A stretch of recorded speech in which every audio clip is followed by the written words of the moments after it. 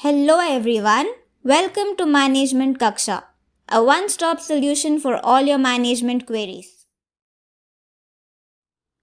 We are continuing with the organizing series. In the previous video, we have covered in detail about the line staff organizational structure and the differences between line organizational structure and line and staff organization structure.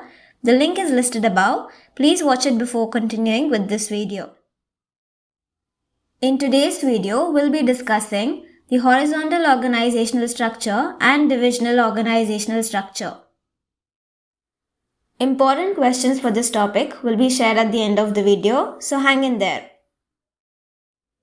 Horizontal organizational structure, which is also known as flat organizational structure, is a form of managing workers in which decision making is spread among workers along horizontal lines as opposed to a hierarchical or pyramidal management structure. In a flat structure, managers have a wide span of control with more subordinates, and there is usually a short chain of command. The communication pathway when using this structure is short and often results in quicker and more effective communication. Smaller businesses or those adopting a more modern approach to management are most likely to use a flat organizational structure. An example to illustrate how a horizontal organizational structure may operate would be an advertising agency that has been commissioned to develop a marketing campaign for a large business. Together, the team would generate a basic concept to anchor the advertising campaign in the consumer's mind. One team member might work on the wording and still another on the graphic appeal. A fourth member may devise the timeline for rolling out the advertising campaign and coordinating its launch with the media. No one member of the team would typically be in a position to command other team members, but all team members would be accountable to a team manager. Merits of horizontal organizational structure. Less layers leads to better communication. More autonomy and responsibility for employees. Employees may feel more motivated, therefore being more productive. Demerits of horizontal organizational structure. Lack of progression opportunities. Higher workloads for managers. Managers have more subordinates. Divisional organizational structure. The literal meaning of division is an action performed to separate certain things into a number of parts. We often see organizations divided into several groups on different grounds such as regional, product, or service. Any organization that divides its employees and other resources into different groups based on regional and product differences, such that each group is responsible and answerable for its own actions, has a divisional structure. This approach is useful when decision making should be clustered at the divisional level to react more quickly to local conditions. The divisional structure is especially useful when a company has many regions, markets, or products.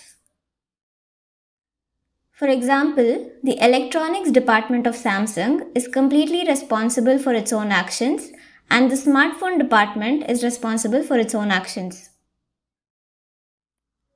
A real-life example of the geographical divisional structure is PepsiCo's structure. There are several global divisions including NAB, FLNA, ESSA, and AMENA. Each division would have its own advertising, sales, production, clerical, accounting, and development staff. Merits of divisional organizational structure. Accountability. This approach makes it much easier to assign responsibility for actions and results. In particular, a division is run by its own management group, which looks out for the best interest of the division. Competition. The divisional structure works well in markets where there is a great deal of competition, where local managers can quickly shift the direction of their business to respond to changes in local conditions. Culture. You can use this structure to create a culture at the divisional level that most closely meets the needs of the local market. For example, a retail division could have a culture specifically designed to increase the level of service to customers. Local decisions. The divisional structure allows decision making to be shifted downward in the organization, which may improve the company's ability to respond to local market conditions. Demerits of divisional organizational structure. Cost. When you set up a complete set of functions within each division, there are likely to be more employees in total than would be the case if the business had instead been organized under a purely functional structure. Also, there must still be a corporate organization, which adds more overhead cost to the business. Inefficiencies.